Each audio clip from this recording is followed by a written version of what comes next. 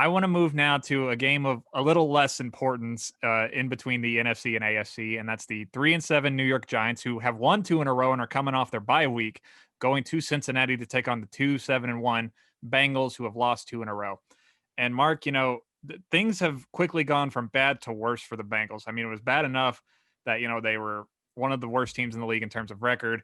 Then Joe Burrow tears his ACL and MCL. He's done for the year.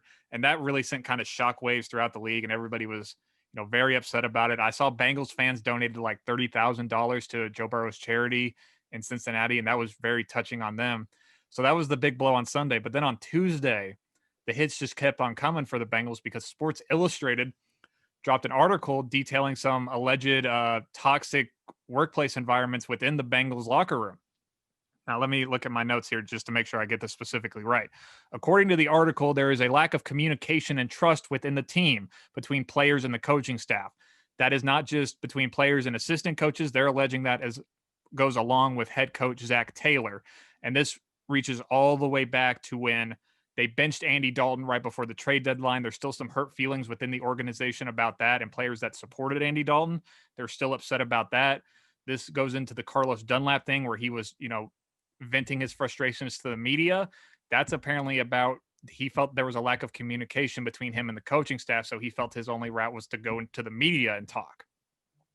They named specifically the defensive coordinator and offensive line coaches as being verbally abusive towards players within the locker room, and players are apparently laying low and not speaking out of fear of losing playing time, like what happened with Carlos Dunlap.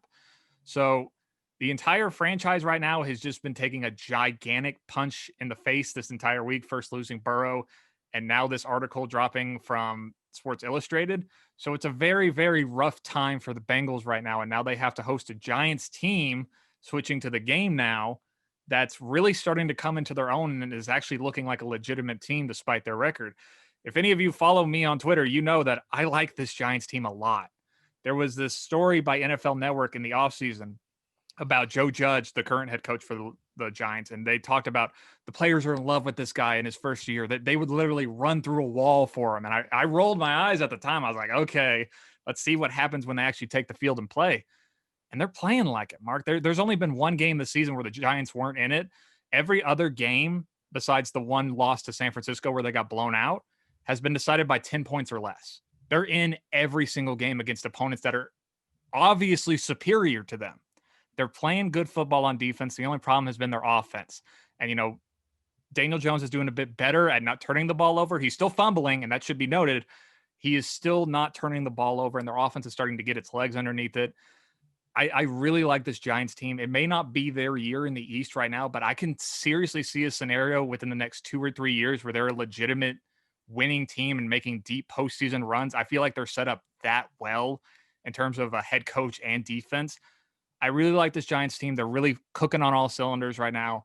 And with a Bengals team that's very low, they just lost their starting quarterback. Brandon Allen is actually going to start for the Bengals this weekend and not Ryan Finley.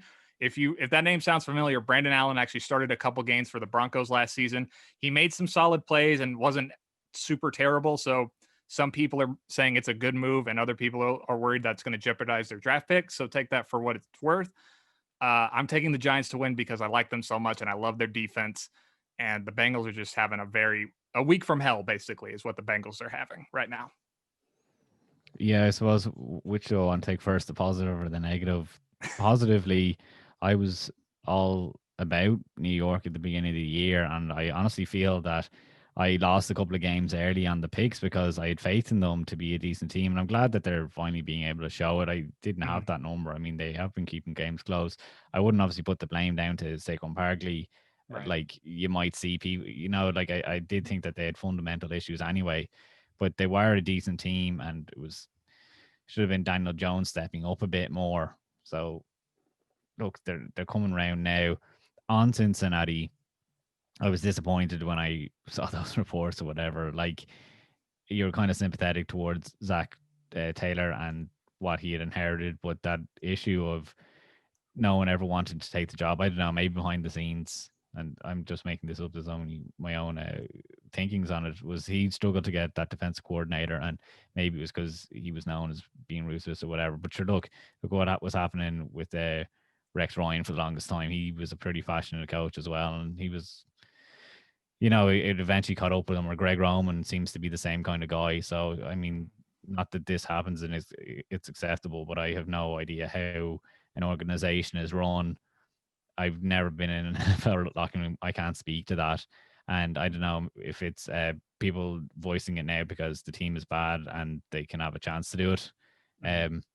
But yeah, I'm going with that Giants game as well. I was actually going to use this Bengals game as a platform to go to Justin Herbert because of the similarities with Joe Burrow. But I don't want to tie his name to what's going on in Cincinnati this week. So